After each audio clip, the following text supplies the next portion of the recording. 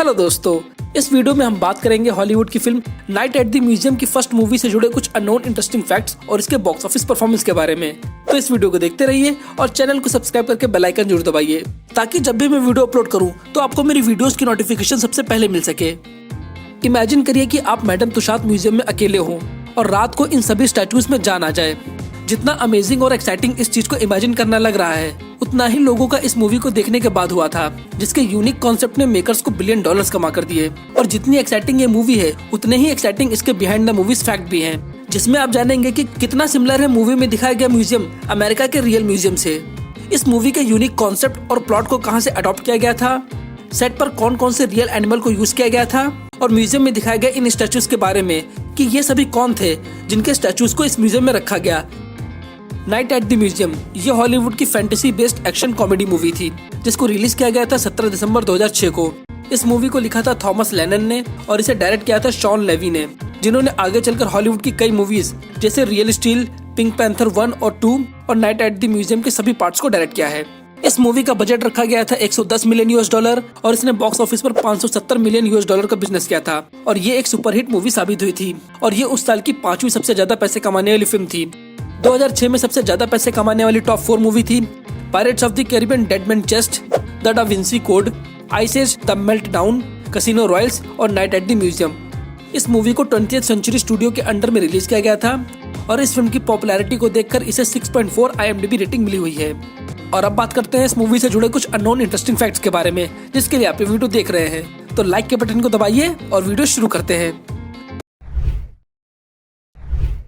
Night at the museum ये एक fantasy based movie थी जो कई व्यूअर्स के लिए एक न्यू कॉन्सेप्ट पे बेस्ड थी, लेकिन इस फिल्म का इंस्पिरेशन लिया गया था 1993 में पब्लिश हुई children comic book the night at the museum by Milan Trenc से, जिसे मिलान ट्रेंस ने लिखा था, जिसमें इस फिल्म से भी कई ज्यादा क्रिएचर्स जैसे अंडर वाटर मैमल्स और कई टाइप के डायनासोर्स को मेंशन किया गया था। और इसी कॉमिक बुक से इंस्पिरेशन लेकर इस फिल्म के राइटर रॉबर्ट बेन ग्रांट और थॉमस लेनन ने इस फिल्म की प्लॉट और इसकी स्क्रिप्टिंग प्रोसेस को कंप्लीट किया था।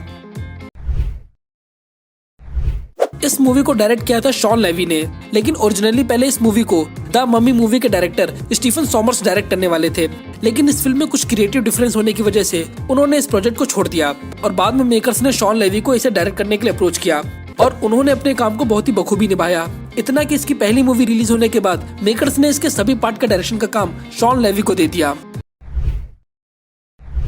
बात करते हैं इस म्यूजियम में नजर आने वाले सभी कैरेक्टर्स की कि आखिर ये सभी महान हस्तियां कौन थी जिनका स्टैचू इस म्यूजियम में रखा गया था। तो पहले बात करते हैं उस स्टैचू की जो घोड़े पर बैठा हुआ था। तो ये स्टैचू था टेडी रोजवेल्ट का, जो अमेरिका के 26वें प्रेसिडेंट थे और रिपब्लिकन पार्टी के मेंबर थे। सेकंड स्टैचू था सैकेजोविया का, जो आर्कटिक आइलैंड में रहने वाली एक लैमी शोशियन वुमेन थी, जिन्होंने 1792 के टाइम पीरियड में 16 साल की एज में लुइसियाना टेरिटरी, जो अमेरिका का पार्ट है, उसे खोजने में लुइस और क्लार्क की हेल्प की थी, जिन्होंने हजारों किलोमीटर तक का सफर तय करके लुइस और क्लार्क को सही रास्ता दिखाया था और पूरी अमेरिका के बाकी टेरिटरीज को खोजने में उनकी हेल्प की थी। थर्ड कैरेक्टर था ऑक्टोवियस यानी अगस्तस का, जो रोम के एक फॉर्मर एम्परर थे, जिन्होंने 27 BC में रोम पर राज किया था। फोर्थ कैरेक्टर था जेडिया स्मिथ का, जिसे प्ले किया था ओवेन विल्सन ने। जेडिया स्मिथ अपने टाइम का एक बहुत बड़ा हंटर था, जिनका अपना एक अच्छा खासा काफिला हुआ करता था और इनका काम अमेरिका के बॉर्डर से जुड़े हुए सभी विलेजेस को और सरकारी खजानों को लूटना था। पांचवा कैरेक्टर था हन के ग्रुप का, जो सन 434 में ईस्टर्न यूरोप में राज किया करते थे और ये अपने सभी दुश्मनों को सिर्फ अपने बाजुओं से ही 2 टुकड़ों में चीर देते थे और ये बहुत ही एंग्री नेचर के होते थे। छठा कैरेक्टर था दमदम वॉल, जो सन 1250 में ईस्टर्न आइलैंड में यानी स्पेन में रहने वाले लोगों द्वारा बनाए हुए स्टैचू थे, जिन्हें मुआई कहा जाता था। सातवां कैरेक्टर था ब्रॉन्ज के मटेरियल का बना हुआ गैलीलियो का स्टैचू, जो एक एस्ट्रोनॉमर, फिजिसिस्ट और इंजीनियर थे, जिन्हें फादर ऑफ मॉडर्न फिजिक्स भी कहा जाता है। और इन सब के साथ साथ इसमें T-Rex dinosaur, lions, rhinoceros, African monkey और 1000 BC के टाइम पीरियड में होने वाले मैमथ एलिफेंट के स्टैचू को भी दिखाया गया है। फिल्म में बेन स्टेटलर और ओवन विल्सन के कई सीन्स थे, जिसमें ये दोनों आपस में स्क्रीन शेयर करते हैं, लेकिन रियल में बेन स्टेटलर और ओवन विल्सन दोनों सिर्फ एक दिन के लिए ही सेट पर मिले थे, क्योंकि उस वक्त ओवन अपनी किसी और मूवी की शूटिंग में बिजी थे, जिस वजह से वो इस मूवी को टाइम नहीं दे पा रहे थे। तभी मेकर्स ने डिसाइड किया कि वो बेन और ओवन के दोनों के सीन्स को अलग अलग शूट करेंगे और बेन को जब ओवन के साथ वाले सीन को शूट करना होता था तो वो अपने सामने एक टूथपिक को रख देते थे और अपने डायलॉग्स को बोलते थे और वहीं ओवन विल्सन ने अपने सभी सीन्स को 3 महीने बाद शूट किया था और स्क्रिप्ट के अकॉर्डिंग पहले ओवन विल्सन का कैरेक्टर एक कैमियो होने वाला था, लेकिन मेकर्स को लगा कि उनका ये कैरेक्टर ऑडियंस को काफी अच्छा लगेगा, जिस वजह से उनके इस कैरेक्टर को पूरी फिल्म में रखा गया। म्यूजियम देखने में अंदर और बाहर से बहुत ही ज्यादा हिस्टोरिकल और लग्जरियस लग रहा था, पर इसके एक्सटीरियर पार्ट की शूटिंग को किसी सेट पर डिजाइन नहीं किया गया था, बल्कि इसके एक्सटीरियर शॉट के लिए रियल के American museum of natural history को यूज किया गया था। और इसके इंटीरियर पार्ट को शूट करने के लिए मेकर्स ने इसके सेट को ब्रिटिश कोलंबिया के साउंड स्टेज स्टूडियो में लगाया था। और मूवी में हमें म्यूजियम के कंपैरिजन में सिर्फ आधे स्टैचू ही देखने को मिले थे, जहां रियल के म्यूजियम में 1000 से भी ज्यादा वैक्स के स्टैचूज को रखा गया है, जिसमें कई वाटर क्रिएचर भी शामिल है। और ये मूवी रिलीज होने के बाद रियल अमेरिकन म्यूजियम में दुनिया भर से 20% से भी ज्यादा विजिटर्स आने लगे थे, जिसने अमेरिका के टूरिज्म बिजनेस को और भी बढ़ा दिया था।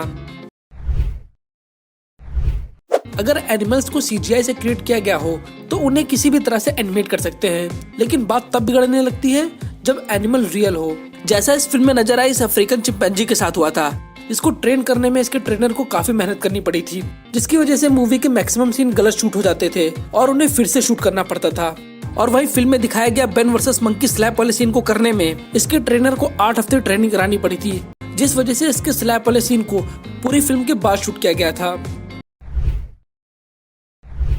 बेन स्टिलर ने अपनी रनिंग वॉक पर काफी मेहनत की थी, जो देखने में बिल्कुल एक्शन से भरी हुई लग रही थी। और अपनी वॉक को और अच्छे से एग्जैजरेट करने के लिए बेन ने टॉम क्रूज की फिल्म मिशन इम्पॉसिबल 1 और 2 की हेल्प ली थी, और उन्होंने अपनी वॉक को पूरी तरह से टॉम क्रूज की तरह कॉपी करने की कोशिश की थी।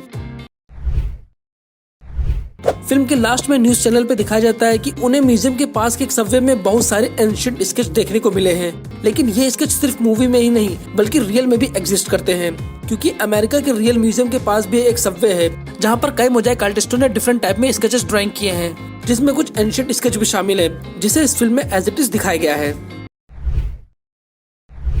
फिल्म बॉक्स ऑफिस पर काफी सक्सेसफुल रही, जिसने 110 मिलियन के बजट में $570 मिलियन का बिजनेस किया। लेकिन ये फिल्म बॉक्स ऑफिस पर और भी अच्छा कलेक्शन कर ले जाती, पर यूके के सिनेमा थिएटर्स ने इस मूवी को स्क्रीन से उतार दिया था, क्योंकि 20th सेंचुरी ने इस मूवी की रिलीज के 3 महीने बाद ही इसके DVD को मार्केट में सेल के लिए लगा दिया था, जिससे ऑडियंस थिएटर में जाने की बजाय इसके DVD को परचेज करने लगी थी और कई सिनेमा ओनर्स को लॉस हो रहा था, जिस वजह से इसके प्रोटेस्ट में पूरे यूके के सभी सिनेमा हॉल्स के ओनर्स ने इसके प्रीमियर को बंद कर दिया था।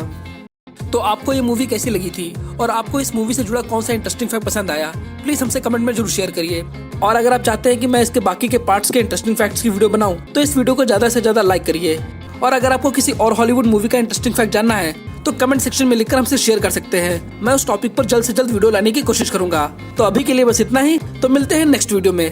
Thank you.